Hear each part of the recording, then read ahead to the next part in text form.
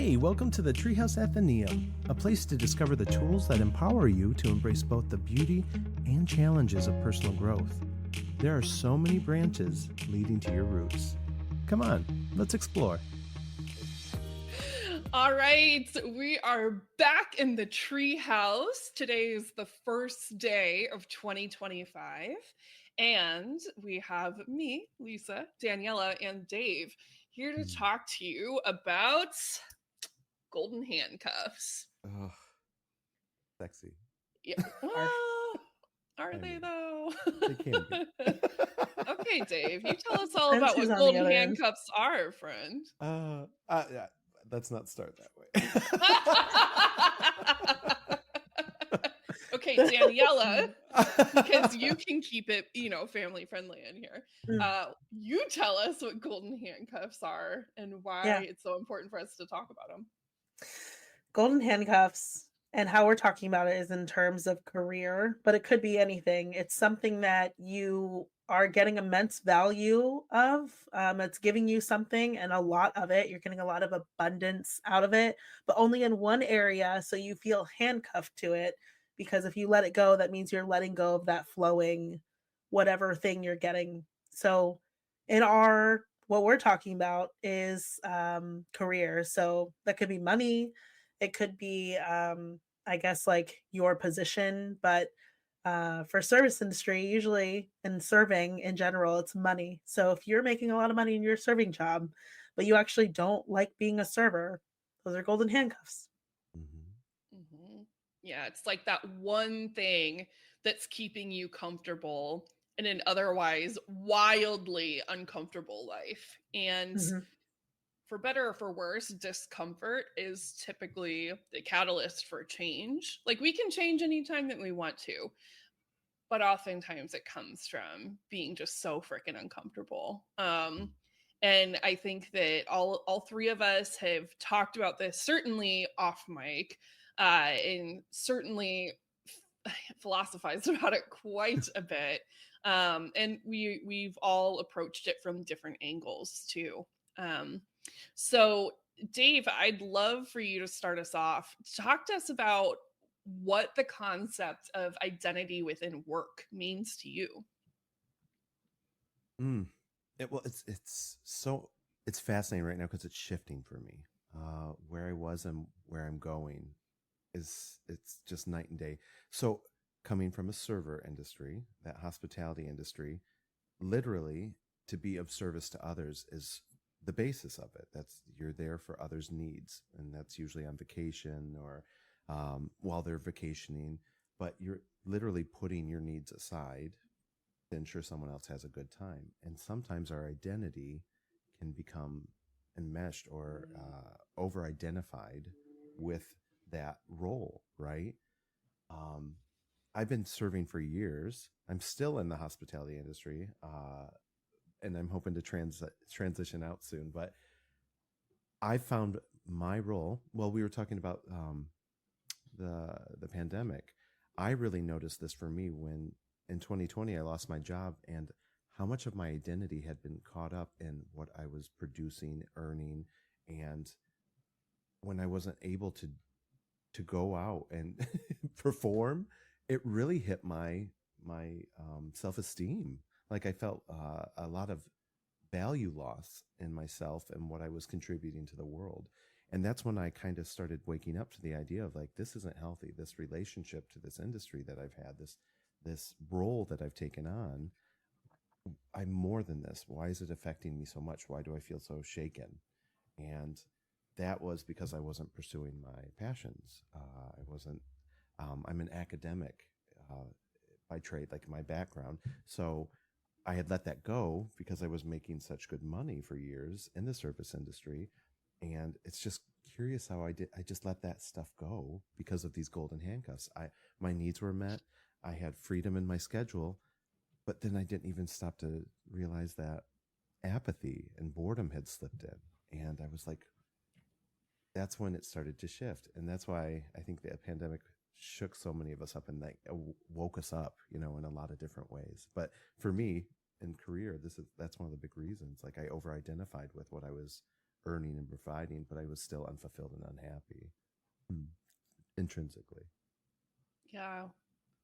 I think the over identification with anything Yeah, can yeah, be true. really difficult, right? Like it's if you find a romantic partner is another place that this is extremely common, and you want them to be your best friend, and you want them to be your business partner, and you want them to be your therapist, and it's like this idea that they should be everything to you, but that's just unreasonable. That's not Yeah, reasonable for a romantic partner. It's not reasonable for a friend. It's not reasonable for parents, for family. Like we're very multifaceted like that, and you're never going to find an exact match in that way. And so why should it be the same? Why should we expect that out of a job? yeah, I agree 100%. Hmm, okay. So, Daniela, tell me a little bit about how identity work has influenced you as you've been doing more of that, like inner work, learning who you are, doing that deep dive stuff that we know you are very much into, and Yeah. how that's impacted you as you've kind of been shifting careers over the last couple of years. So I had the opposite reaction to the pandemic. I was like, this is a dream come true. I get to be alone in my house with my books for an indefinite, at that time when it started, an indefinite amount of time. I was like, this is the best thing that could ever happen to me ever. Um, just me, my husband, and my dogs. And it was at that point that I realized that the service industry was no longer sustainable for me, because I was like, I can live without this. I just need the money, which means that I Yeah. need to make money another way. And at the time, I had the opportunity to get my master's. So I started that at the end of 2020, I think fall semester. And that's kind of what I fell into during the pandemic time. And I just really like, I thrive in an academic setting too, Dave. So it's Mm, like, you just kind of, I felt like I traded one home for another. So service industry was, my golden cage, but academics is like I got to build the cage myself. It was yeah. fun. But it's interesting um how that can also become golden handcuffs, right? Because your yeah. identity gets into your performance and what you're Mhm. creating and how people Yeah. perceive you. Yeah. Mhm. Mm. And so I decided to just wrap up my, whole academic career, which was all around tourism. So I got my master's in tourism, and then while also being in the tourism industry at the same time, it was very much an art reflects life kind of thing. And so towards the end of it, I had to do a self reflection. The kind of questions that were in the self reflection were more about what your skills are. Of course, it's all career based. So I could list my skills because of the Enneagram. So, like, I was like obsessed with the Enneagram, especially heavily around that time. And so when she was like, okay, like list your pros and cons. I was like, I literally just pulled up my favorite little Enneagram Instagram account and was like, well, here are all the pros and cons of a one. Now, of course, I edited what didn't resonate with me, but um, it's like, and so it's funny because that doing that identity work and connecting it in that way, because of course I already had that language, I already knew those things about my Enneagram type, but putting it in paper in that way too helped me, because then it just became, okay, this specific skill set is exactly what I'm looking for in a job if I want to lean into my gifts in this way. And that's exactly what I did. So that identity work, it's like now I'm in a job. I'm, still dabble in the service industry, but now I'm in a different position where I'm doing what I do best, and I can do so with my eyes closed. So Mm, when it's time for me to push my boundaries and grow, and but I needed a baby step out of the yeah. service industry because of the golden handcuffs. I Which is wanted something. which is Yeah. interesting because I'm still in it. You're on your way out, and then Hmm. Lisa made the jump before all of us. So, what was the catalyst for you? When did you know you wanted to leave it, and why, Lisa? This okay. Well, good thing I have a podcast here because this is kind of a long story. I was a server. Like being a host at a restaurant was my very first job. I was a host at like Ruby Tuesday, and I loved it. It was a Same. great first job, and at a Ruby Tuesday, really? No, I was just that Oh. was my first job. I hosted a restaurant. I was like, dang, there's But I two also of loved us. it. Yeah. Oh, rest in peace, Ruby Tuesday. Actually, it might still be around. I don't know, but it's like whatever. We're not going into that. So anyway, I worked at Ruby's. I worked at Chili's throughout all of college. I got really good at bartending. One of my colleagues and I had a system down pat on Fridays where I would run the well in the bar and he would go and schmooze on the floor and we'd pool everything. And we were just like an efficient machine. And I realized then, and this was back in like 2011, 2012, I was like, I don't want to do this forever. Like, this is good money. I'm learning a lot. I'm like learning time management skills. I'm learning how to think quickly on my feet, literally and figuratively. And there are just so many underrated traits of being a server, but it was almost impossible for me as a 20-something-year-old to be able to put those things into writing on a resume and talk about how those skills were transferable. And there was another bucket list job that I really wanted to chase, so I did. And I was out of the serving game for probably about 4 years before I recognized, hey, this money that I'm making that's not serving, it's not sustainable. And I had a partner at the time that I really wanted to be able to support.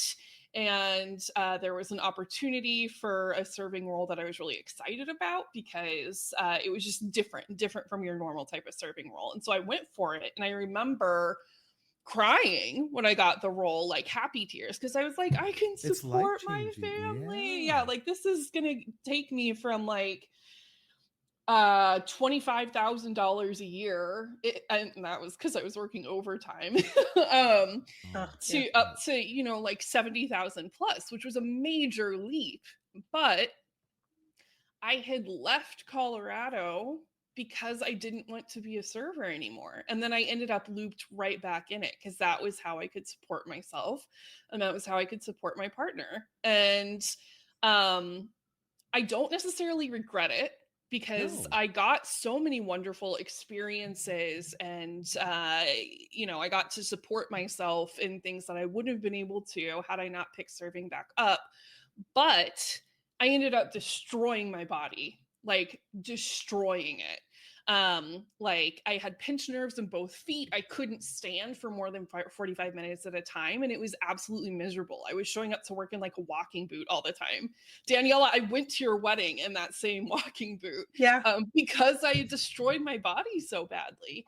And so when the pandemic hit, I also lost my job, right? Like nobody knew what was going to happen. And similar to the two of you, I was in an academic space. I was earning my master's degree at the same time. And I don't think it's a coincidence that all three of us have this piece of academia attached to it, because when you start learning about what else is out there, what the other possibilities are, then you start being able to connect yourself to those possibilities and seeing yourself filling those shoes. And that's incredibly powerful. Yeah. But the thing about serving is you get so exhausted, like physically, because it is a very physically demanding job. Mentally, it's not. And I think what, like you were saying, we're drawn to the academic realm. As much as it is exhausting, it's so unfulfilling in a cerebral sense. You know what I mean? We're left very empty because it's monotonous. It's the same thing. Yeah. Well, yeah, but emotionally, emotionally different. It's gonna tear you down. Like, there's a reason why every server, if anyone who's ever been a server, period, they all know what it's like to have a serving nightmare. Yeah. They all know what it's like to have a serving nightmare. And if you're I listening just had one. Okay, so we have some listeners that haven't ever been a server before. So Daniela, what's it like to have that server nightmare pop up in the middle of the night? I mean, it's the most unwelcome thing. Obviously, any nightmare is unwelcome, but when your real life is already a nightmare and then your nighttime reflects it too, it's like, what did I do to deserve this double dose of BS? Because it's like, I already live this. I don't need this again when I'm trying to get rest, you know? Mm-hmm. Well, and I mean, there's a lot to be said too about what your subconscious decides to dredge up when you're dreaming. And that's like a whole different podcast that is coming. Okay. We just, we're trying to wrangle down, the part one of it all. But your brain is basically like trying to tell it's your subconscious is like a little kid. It takes everything super literally. And it really wants to like protect you and warn you. And in other ways, it's really good about guiding you forward too, because it knows what you're really trying to pay attention to, and you might not consciously know that. But to have your subconscious bring this stuff up and be like, hey, if you can't get 15 dishes out to one table in the span of 5 seconds, then a monster is going to come out of the basement and eat you. And I think that says a lot about the degree of accuracy that we hold ourselves accountable to when in the hospitality industry. Yes. Yeah. The expectation of others. Yeah. Well, and also, yeah, this is a whole nother topic to be had that could be a whole podcast, but the difference between people that have been in the service industry pre-pandemic and post-pandemic, because the expectations of that have also shifted. Yes. Yeah. Tell us more about that, because I only worked in the service industry post-pandemic in like October of 2020, and that was it. So Dave, chime in if I'm describing this wrong, but from my perspective, and also from, it's a topic we studied when I was doing my master's degree, the quality,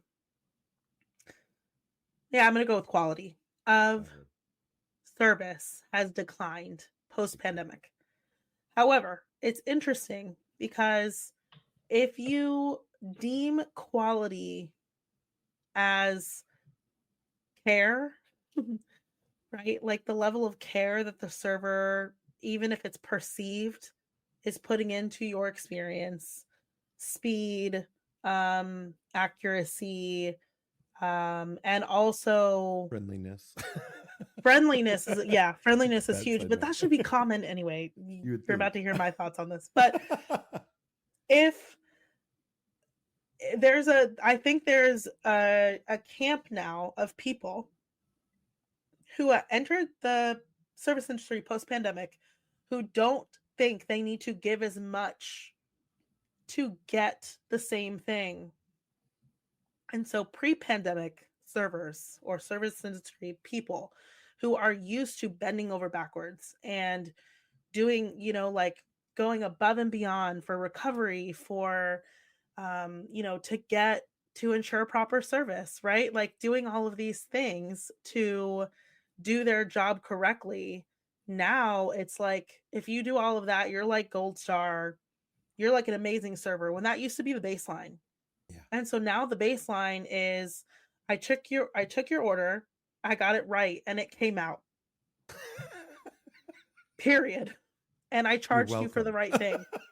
Yeah.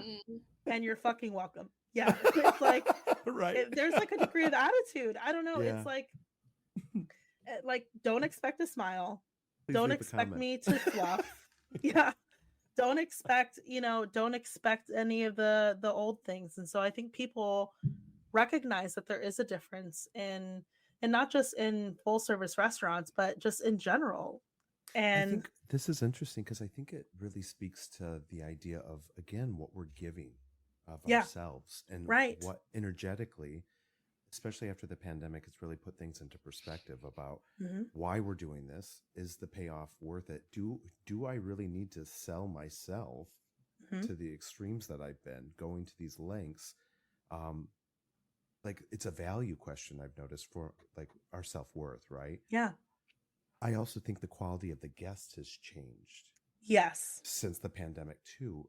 That's And the second just half. seeing, yeah, and just seeing how people aren't showing up, the common decency, manners, the expectation is different. But then when it's tipping, it's so weird to have.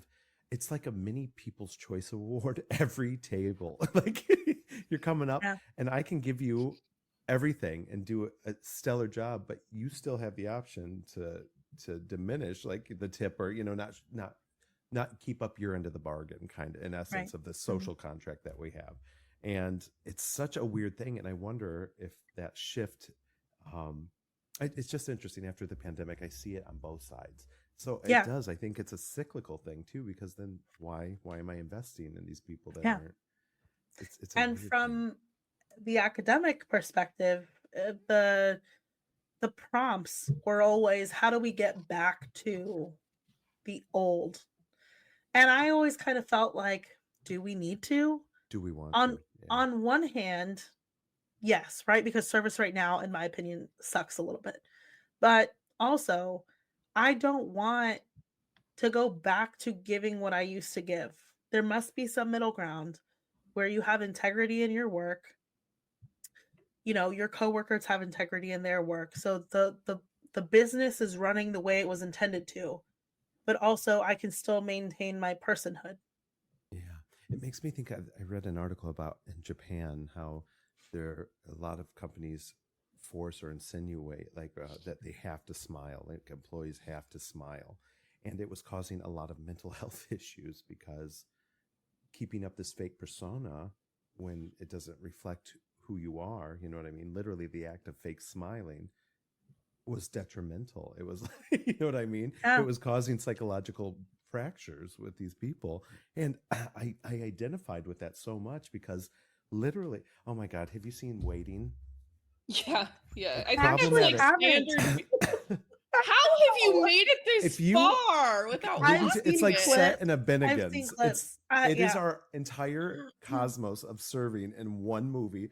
It only changes between front of the house and back of the house. There's like two. No plot.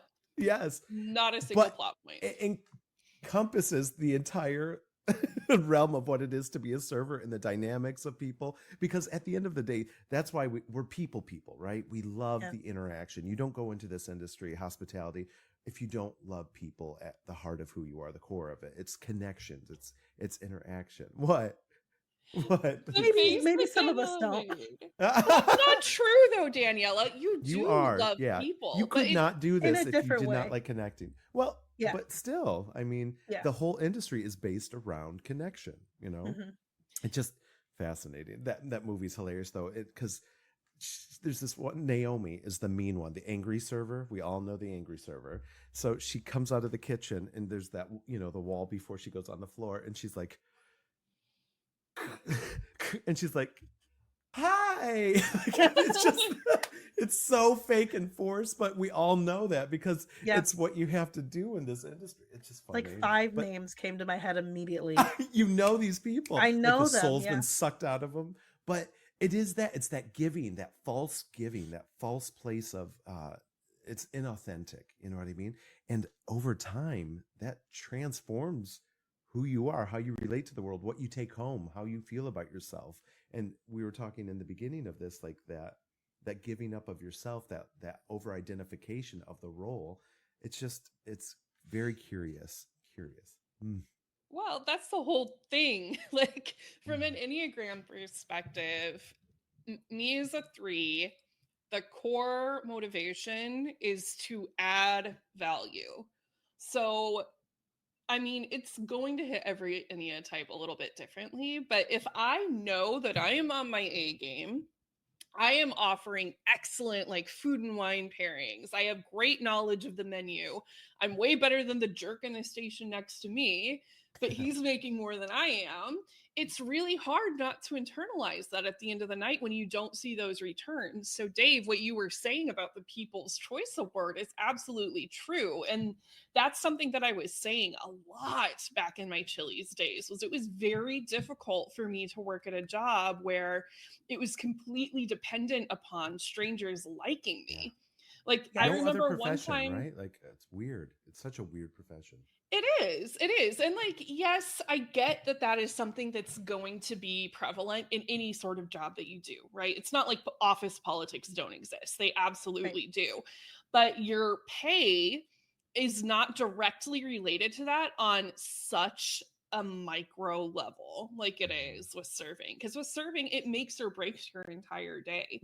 Yeah. Right. And It it's can, very yeah. difficult not to separate your identity from that. And I remember, like, specifically when I was learning, so I worked at this fine dining restaurant. And when I started there, I did not know how to open a bottle of wine. And this was like a very wine centric restaurant. And I was getting so frustrated. I luckily had a trainer who I adored, and she insisted that I take home empty bottles of wine and practice opening them at home. And I was like, I can't do this. And the way that I beat myself up because I couldn't open a fucking bottle of wine and like had it in my head that like I wasn't polished enough, I wasn't good enough, like all of these things was wild.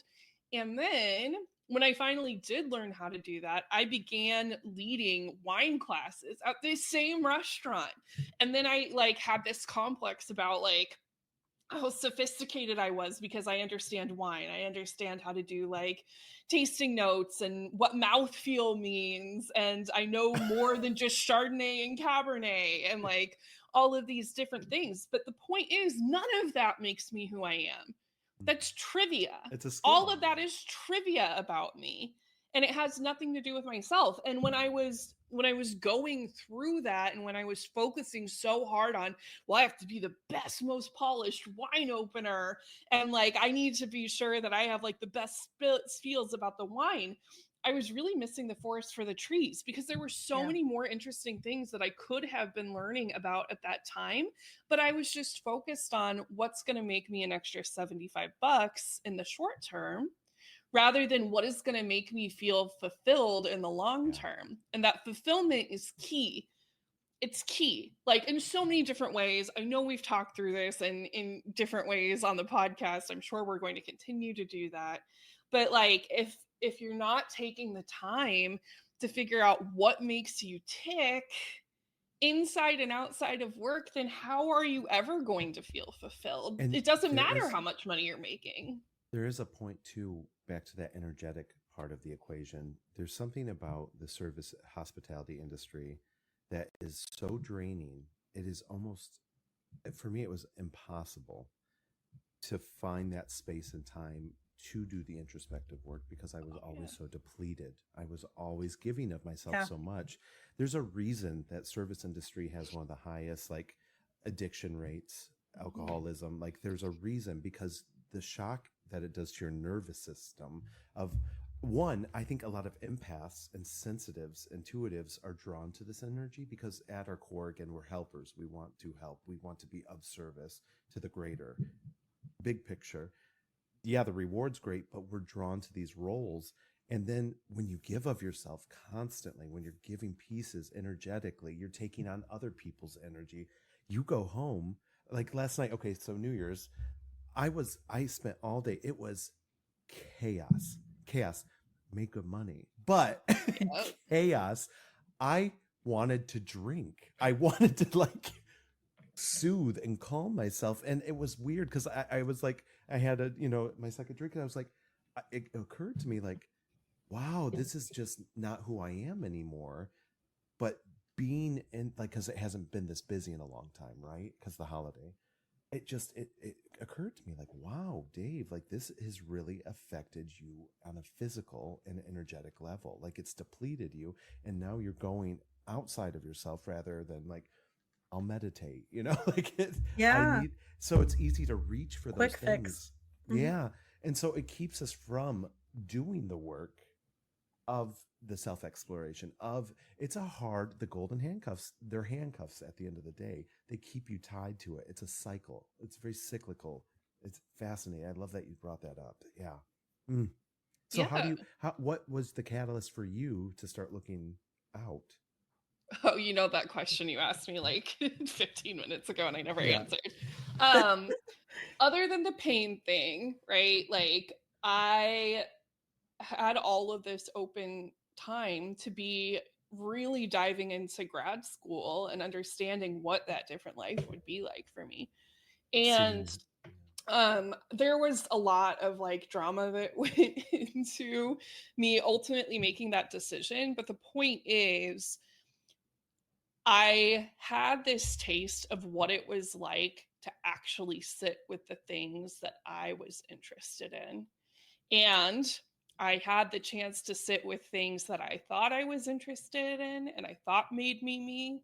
And I was recognizing that they made me really miserable. So the pandemic, it's not a once in a lifetime thing, right? Because it's not like, first of all, I hope it doesn't happen to everyone in their lives. But no, that was the catalyst. But We it need was a those period of seasons. forced rest. Yeah, it was a period of Yes. forced rest, which was really important because that's what allowed me the time to really dive into the Enneagram. That's what allowed me the time to be in class discussions with people that weren't talking about, side work and how this one adjustment would change everyone's Oh lives, my God, everyone's lives, and then they'd be so server happy. conversation now, doesn't it just makes me cry inside. I'm like, there's a world out there. Like, Yeah. Well, and so we that's how talk. I'm sorry. consuming it is. Yeah. Yeah.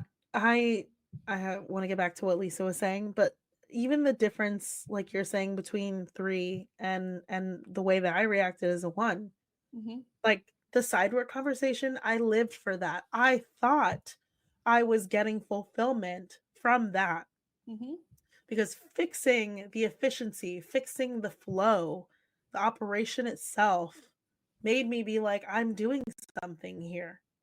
Yeah. But I that's not what I wanted to do. I mean, those things are still helpful. Like, I don't want to take away from what it is that servers do, what it is that all of us have done. There's definitely value. There's value. But the thing is, like, the trap here, I think, is it's not mentally exhausting, like you were saying, Dave, but it is emotionally exhausting and it is physically exhausting.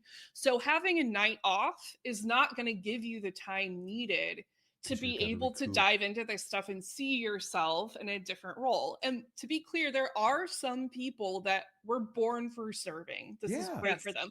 But sort of like sales, only like 5% of the world is naturally equipped to want to do that forever. Everyone else, it's a skill.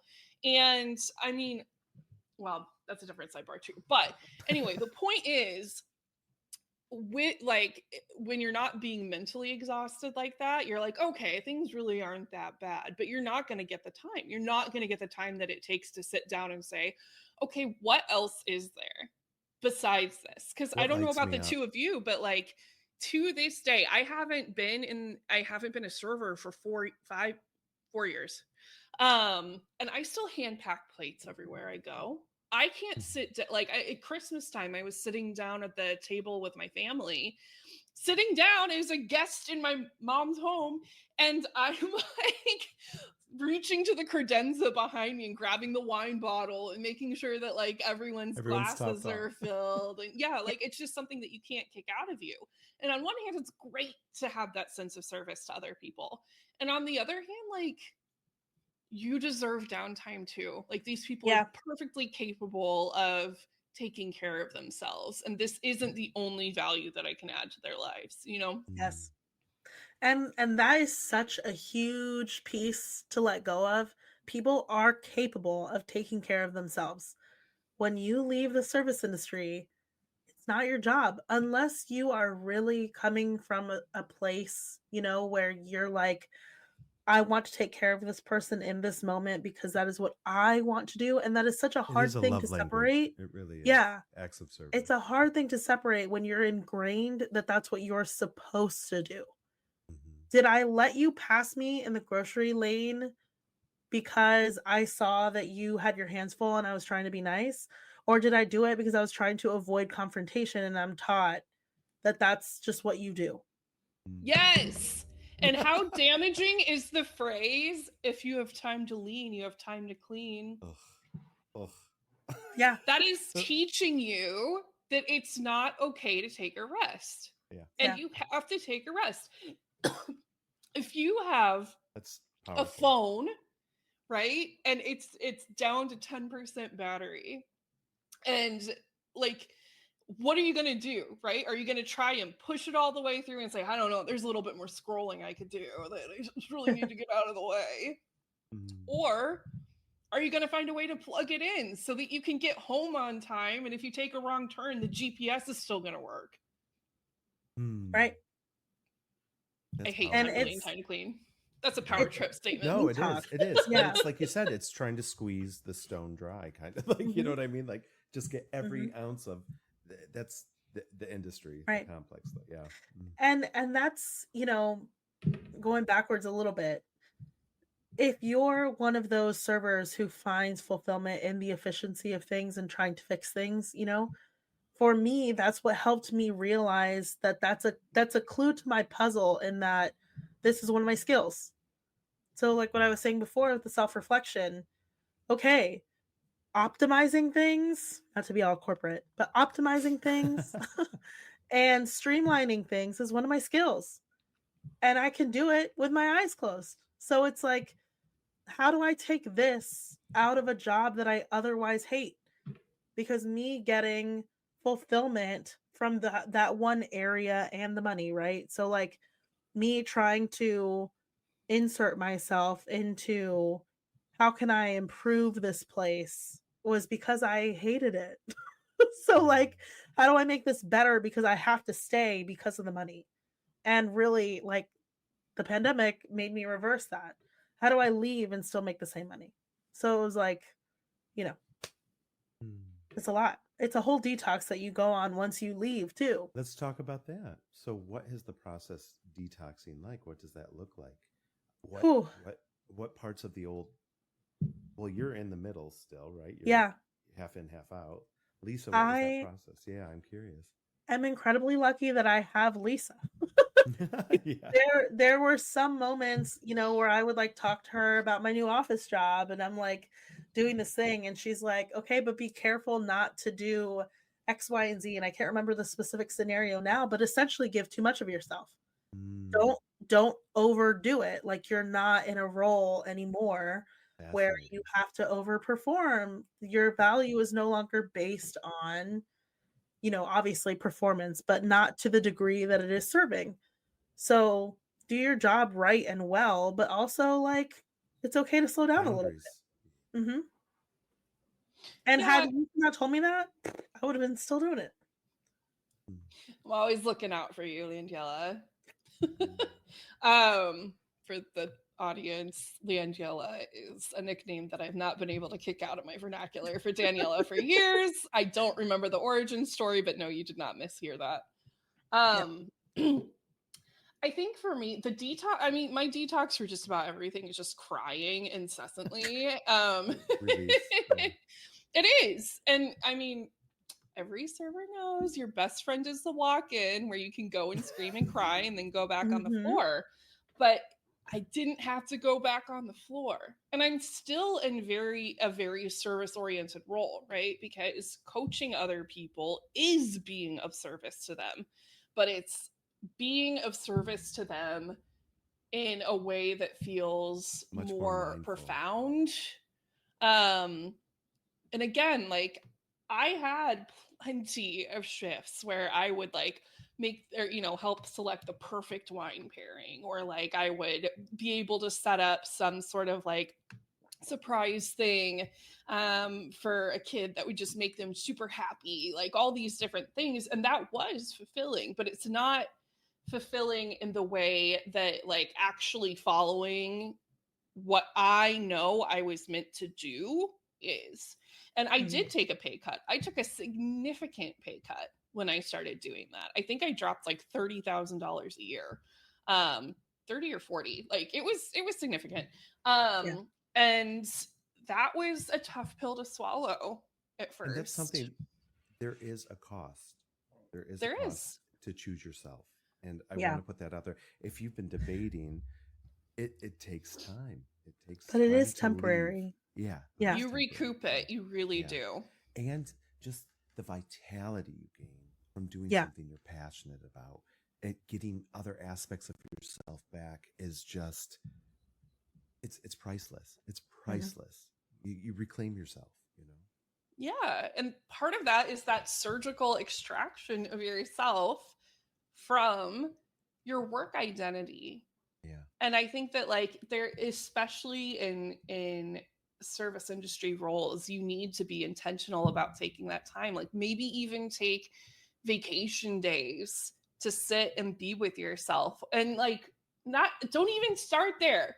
Start with resting. Start with actually resting for a few days. If you need to have a day where you literally do nothing, literally being used accurately and not in the slang term here, then do it. Like that's going to be a part of the detox.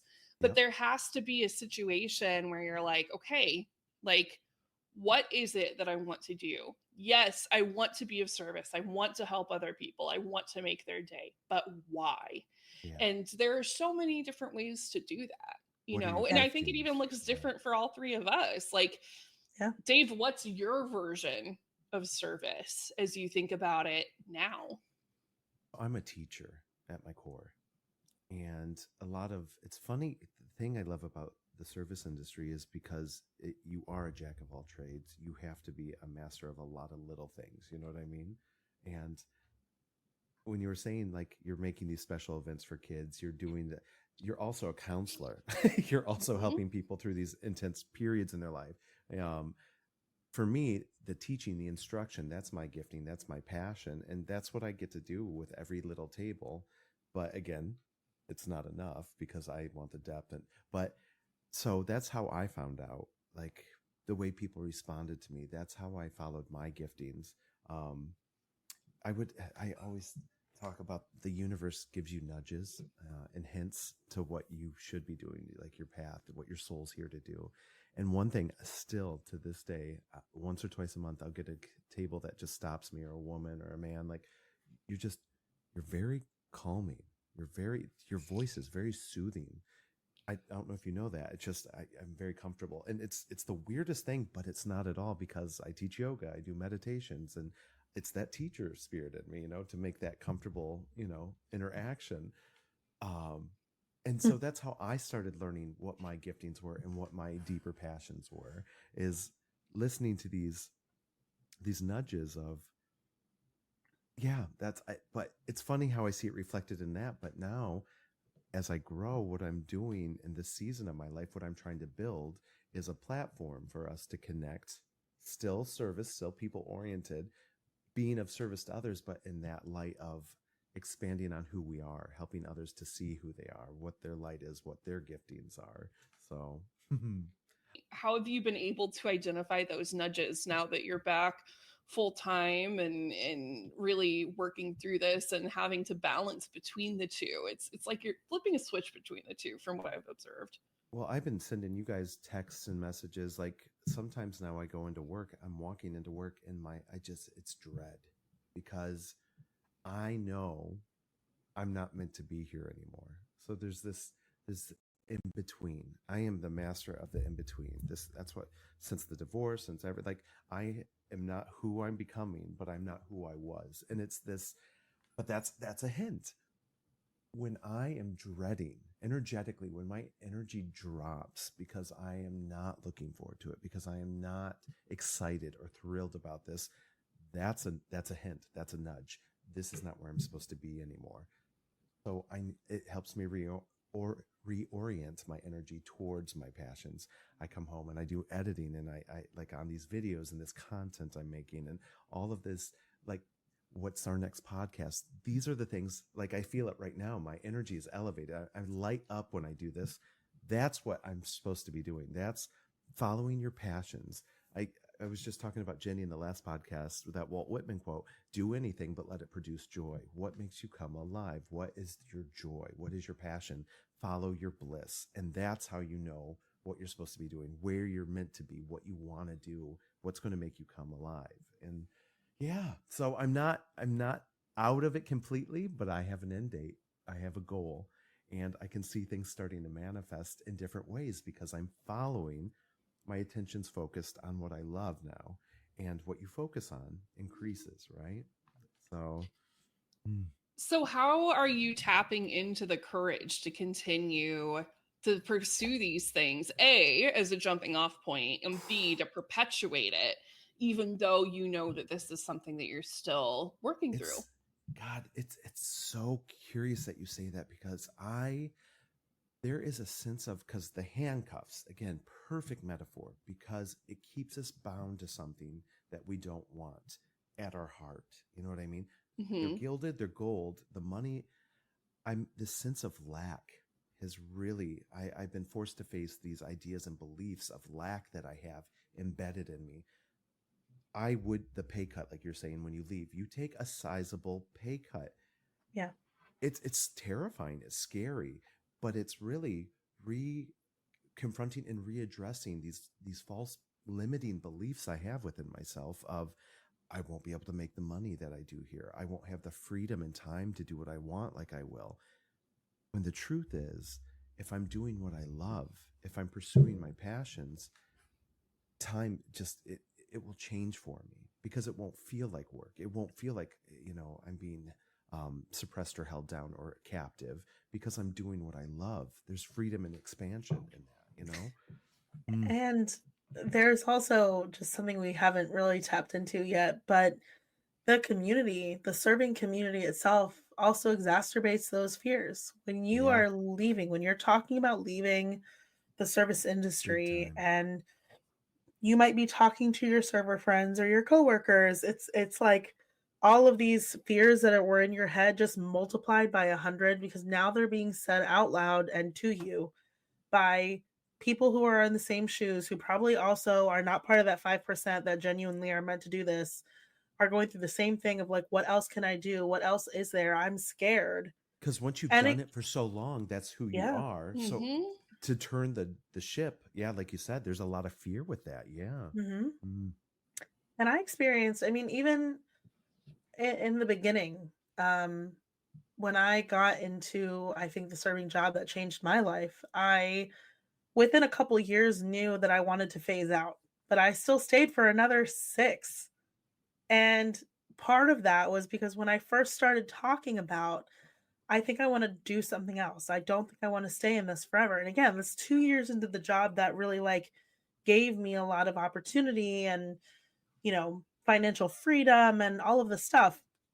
there is I had a something about having coworker. cash in your pocket all the time. So there's an Yes. actual, like, literal, like Yeah. the monetary, the endorphins, Hmm.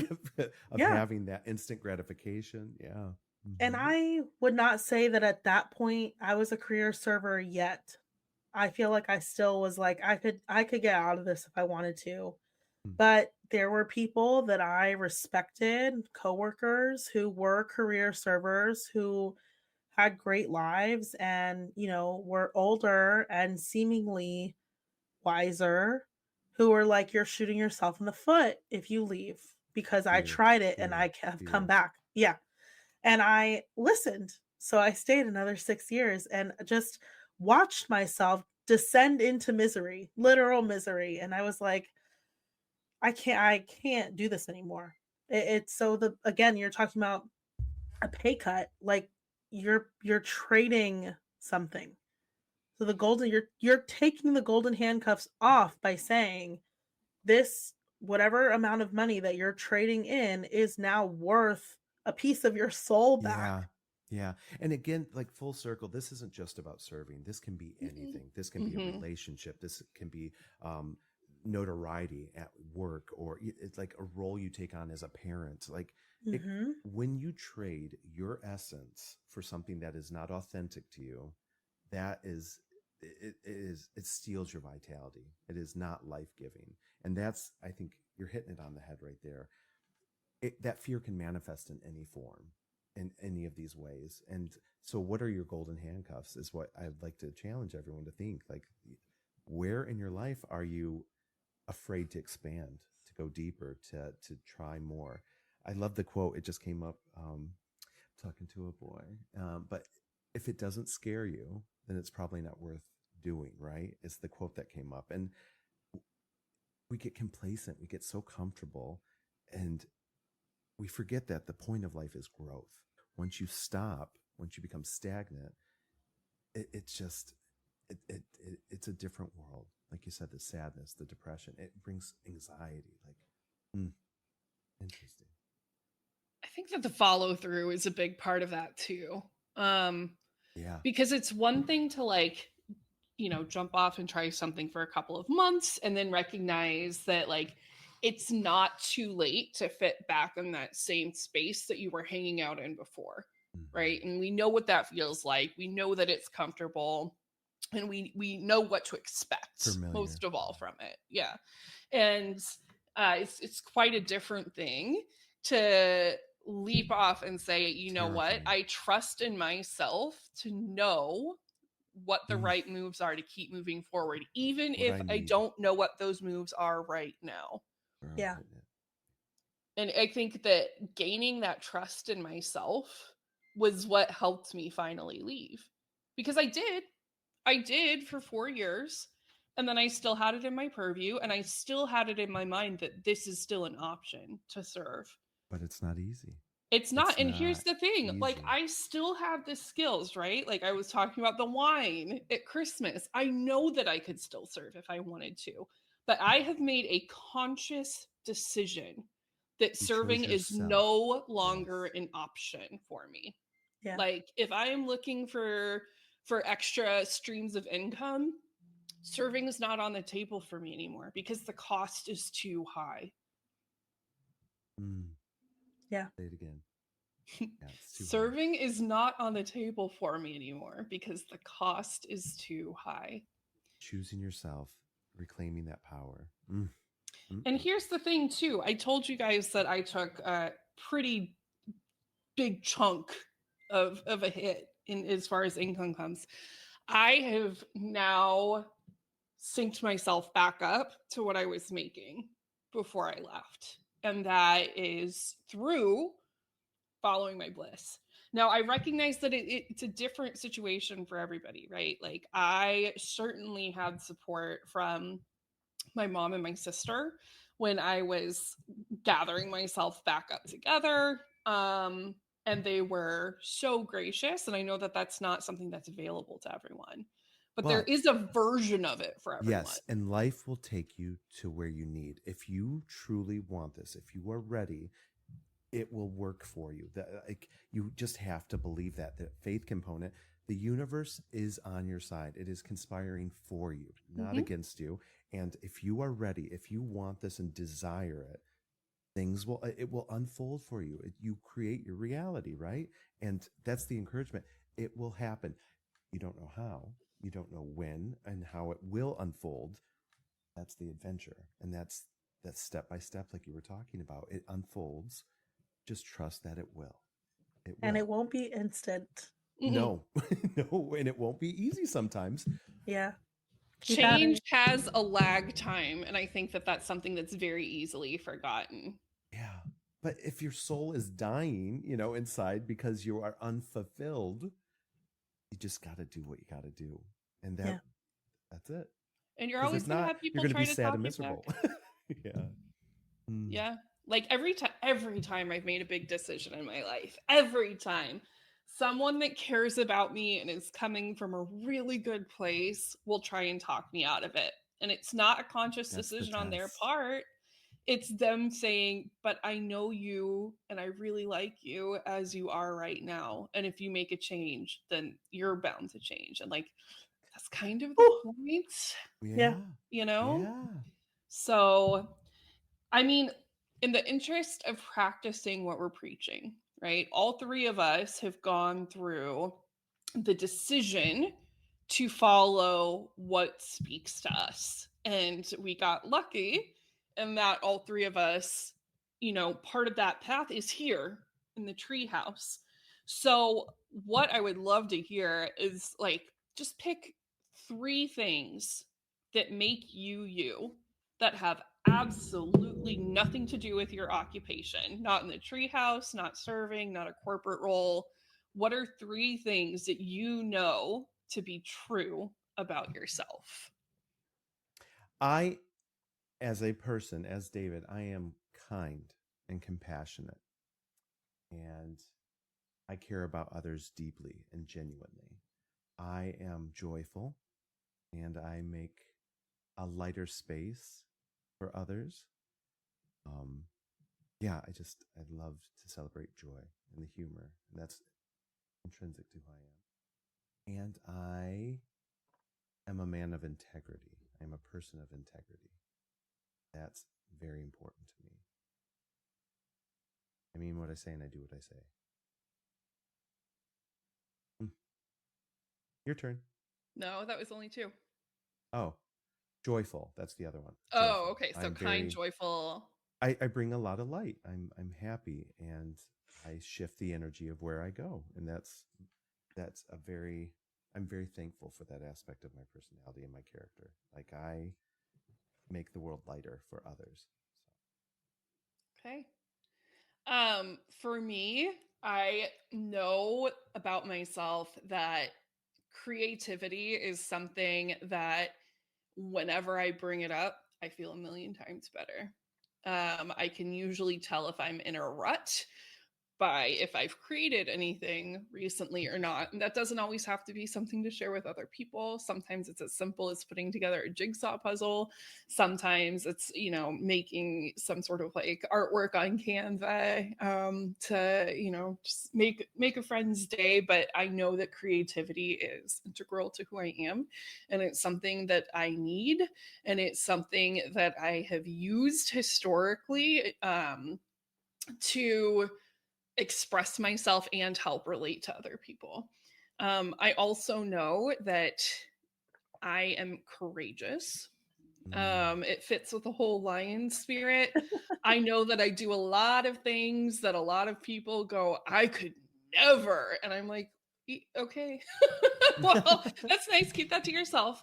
But I think the fact that I have moved across the country 2 times without knowing a single person shows a lot of courage and follow through on doing the things that I know I want.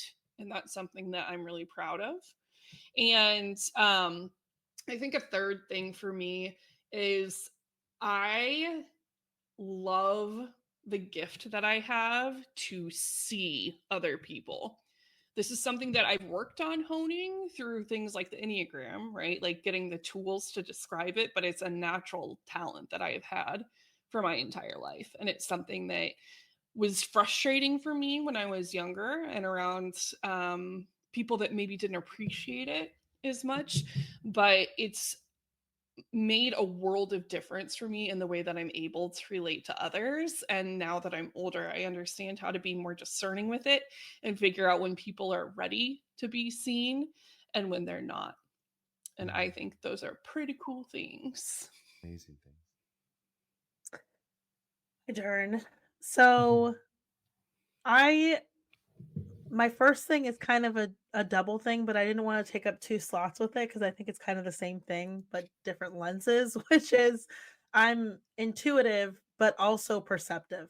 It's they're 2 different things, but I use them very similarly in Mm-hmm. the moment, kind of like Lisa, like you were just saying with people. But just in anything, I think maybe if I were to like funnel that down to something, I'm always paying attention. So I'm just always paying attention to all the little things. Um, I am someone who likes to dig deep. I am an investigative kind of person. I'm gonna tunnel into whatever you let me tunnel into.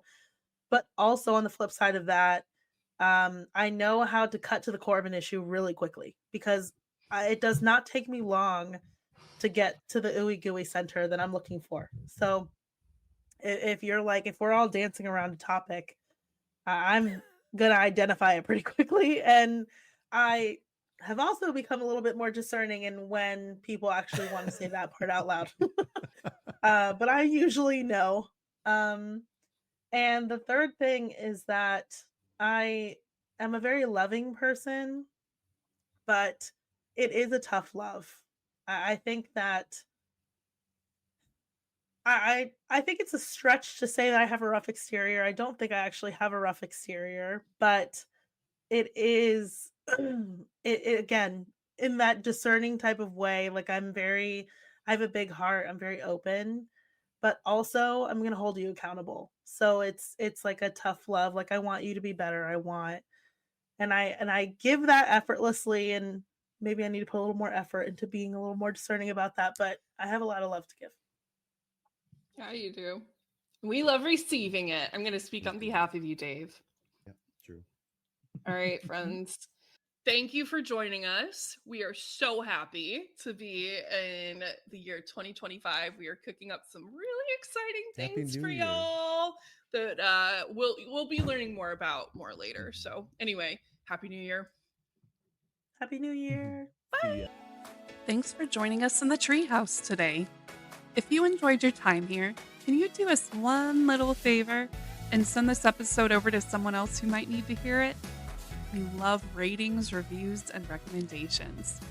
We appreciate you so much. Have a gorgeous day.